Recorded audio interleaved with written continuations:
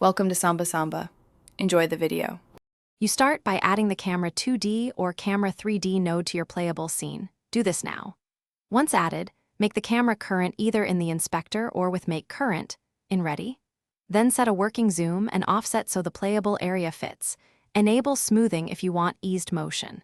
These first steps get you visible results fast, and they explain why cameras must be scene nodes. They follow transforms and can be scripted for dynamic control. Once the camera is current, hook it to your player or focal point in Process, Delta, or via Signals. You can use Move Toward, Lerp, or a Tween to smooth movement. This prevents jarring jumps when the target teleports. Make sure to clamp positions using limits or a level rect 2 so the camera never reveals unintended areas. Also, handle multiple targets by averaging positions or using a focus weight. This keeps framing consistent as gameplay complexity increases. To finish, add polish.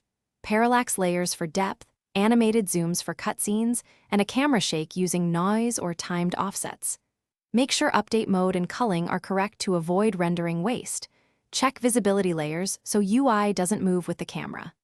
If things go wrong, first verify the camera is current and not parented to something unexpected. Clear transforms and reparent to root if misaligned. This single troubleshooting step. Thanks for watching. Consider subscribing if we helped you.